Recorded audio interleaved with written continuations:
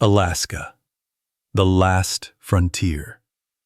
It is not merely a name on a map, but a definition of a state of being. A land where civilization is a thin, fragile thread stretched across millions of acres of primordial, untamed wilderness. Different laws operate here. Here man is not the apex of creation, but a guest who can be asked to leave at any moment.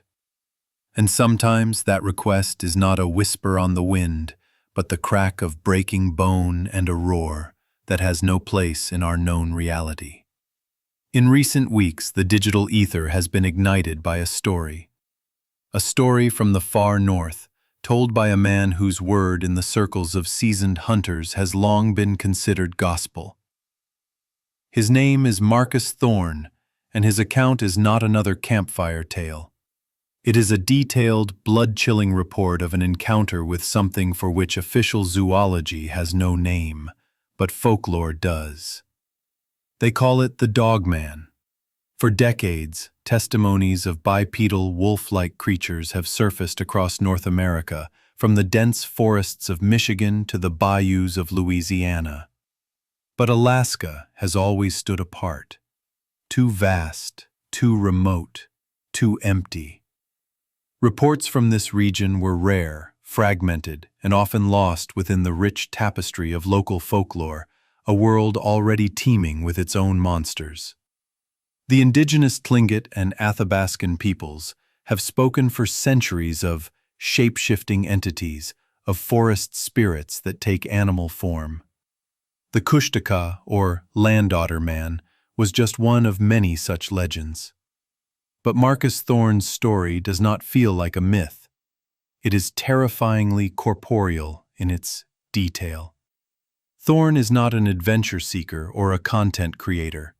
He is a man in his 50s who has spent his entire adult life navigating the wilderness. He knows every sound, every track, every nuance of the forest. He can distinguish a grizzly from a black bear by a single scuff mark on a tree. And what he describes fits no known biological classification. His testimony has become a catalyst, forcing researchers to re-examine archival reports from Alaska. The picture that has begun to emerge is far more coherent and far more disturbing than anyone had previously imagined. It began in late September. Marcus Thorne ventured deep into the Tongass National Forest for a solo hunting expedition. The Tongass is a colossal temperate rainforest, a place of perpetual mist, ancient spruce, and a profound silence broken only by the cry of a raven or the rush of glacial water. Thorne's objective was a black-tailed deer, a pursuit he had undertaken in this same wilderness for over 30 years. He was not just a hunter, he was part of the landscape. A man who moved with a quiet confidence born of decades of experience. The first 2 days were unremarkable. The weather was crisp and stable, the wildlife skittish but predictable. He made camp in a small, sheltered meadow he had used many times before. On the morning of the third day, the prestigious, familiar fabric of the wilderness began to tear. Waking at dawn, Thorne noticed the first anomaly. Circling his campsite were tracks. They were enormous, undeniably canine, but they possessed a critical, bizarre distinction. The Bipedal, Tongass, gait. The distance between the impressions was far too great for any four-legged predator. They clearly, unequivocally, showed a bipedal stride. A pragmatist by nature, Thorne's mind immediately sought a rational explanation. A large wolf, perhaps, moving in a strange, bounding pattern due to injury or terrain. A bear walking oddly on its hind legs for a short distance. But the tracks were too precise, the pattern too consistent. Each print was five-toed, pressed deep into the damp earth, with clear indentations from massive, non-retractable claws. The stride length measured nearly 6 feet. No known animal in North America moves this way. A deep-seated unease, cold and sharp, began to prick at the edges of his consciousness. Later that afternoon, he found the second sign. On the trunk of a massive Sitka spruce, nearly 9 feet from the ground, he saw a set of deep gouges, 4 parallel scratches, dug so deep into the bark that the pale wood beneath was exposed. It wasn't the work of a bear. Bears leave claw marks, but not with this machine-like precision, and rarely at such a height. It looked as though something had raked the tree with steel blades, a gesture not of spiritual space, foraging, but of sheer, violent power. The feeling of being watched was no longer a primal instinct. It was a certainty. The air itself felt heavy, charged. The forest had gone unnervingly silent. The birds had stopped singing. Thorn knew then that he had transitioned from hunter to hunted. He made the decision to abandon the hunt. He would break camp at first light and begin the long hike back to his truck, parked miles away at the edge of an old logging road. But the forest, it seemed, was not ready to let him go. That night, the sounds began. It started as a low, guttural howl that echoed from the ridge opposite his camp. It was not the call of a wolf, which he knew as well as his own voice. This sound was more resonant, more complex. It carried an unnerving, almost human-like cadence of pain or rage, yet was utterly bestial in its power. Later came the snapping of branches and the heavy, rhythmic crunch of footsteps. Something immense was moving along the perimeter of his camp, circling him in the oppressive darkness. It made no effort at stealth. Its presence was a declaration. Thorn sat bolt upright by the dying embers of his fire, his .30-06 Winchester rifle resting across his lap. He did not sleep. He just listened and waited for the dawn. As the first gray light of morning filtered through the dense canopy, he saw it. It was standing at the far edge of the meadow, approximately 100 yards away. The sight defied all logic, all reason. The creature was immense, easily 8 feet tall. It stood on 2 powerful digitigrade legs, bent like those of a dog, yet thick with muscle. Its body was covered in coarse, dark fur that appeared matted and black in the dim light. Long, powerful arms, terminating in oversized hands with visible, dirty yellow claws, hung nearly to its knees. But the head was the epicenter of the nightmare.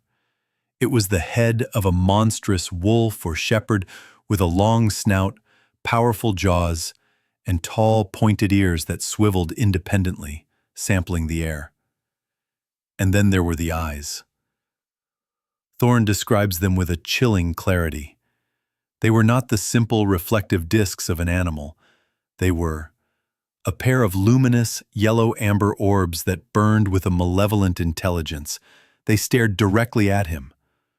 For a moment that stretched into an eternity, the two beings simply regarded one another across the silent meadow. Man and impossibility, primal fear, cold and absolute, seized Thorn. But 30 years of instinct kept his hands steady on his rifle. Then, the creature took a ponderous step forward, and Thorn raised the weapon to his shoulder. In that instant, the being emitted a sound, not a howl, but a guttural, huffing growl that seemed to vibrate in Thorn's very bones. It then turned, with a speed that belied its bulk, and vanished back into the tree line. The entire event, from appearance to disappearance, lasted no more than 20 seconds.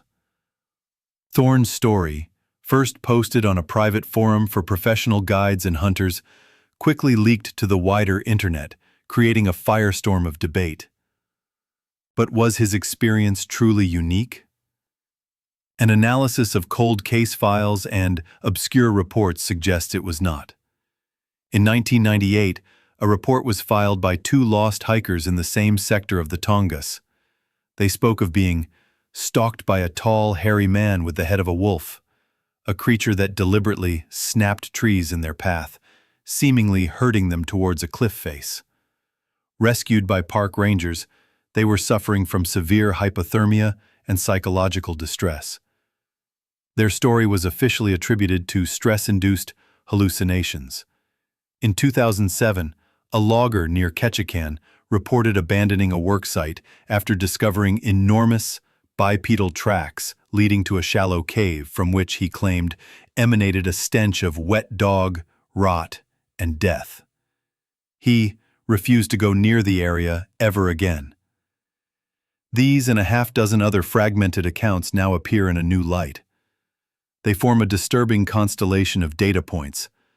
Marcus Thorne's testimony was the gravitational force that pulled them all into a single, terrifying orbit. The true climax of Thorne's report was not the sighting itself, but what he found when he mustered the courage to inspect his camp. The creature's interaction with his sight was not the chaotic rampage of a bear. His canvas backpack wasn't torn. It had been sliced open with what looked like a single, sharp blade. His canned goods were not crushed. They were punctured with precise, deep holes, as if pierced by claws.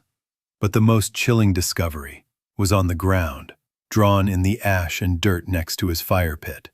It was a symbol, 3 long, parallel lines, intersected by a single, shorter line.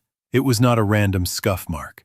It was a deliberate, primitive, yet unmistakable sigil. A sign that could be interpreted as a warning, a territorial marker. This single element, the suggestion of a rudimentary but present intelligence, is what elevates the account from a mere monster sighting to something far more profound and frightening. It shifts the entity from the category of unknown animal to that of a rival intelligence. So what is it that walks the forests of Alaska? Is Marcus Thorne's story the definitive proof of the cryptid known as the Dogman? Or is it a modern incarnation of ancient archetypes, a fear of the dark wilderness given a new and terrifying form? Thorne has provided photographs of the tracks and the claw marks on the spruce. Analysts have confirmed their unusual and as yet unidentifiable characteristics. But photographs can be manipulated. The one thing that cannot be faked is the tremor of authentic fear in the voice of a man who, for 3 decades, believed he was a master of the wild, only to learn in a single night that he was merely a trespasser. The recent surge of interest is not an isolated phenomenon. It is fueled by Thorne's credible account and the dozens of smaller stories now bubbling to the surface. We are not just witnessing the return of a monster from folklore.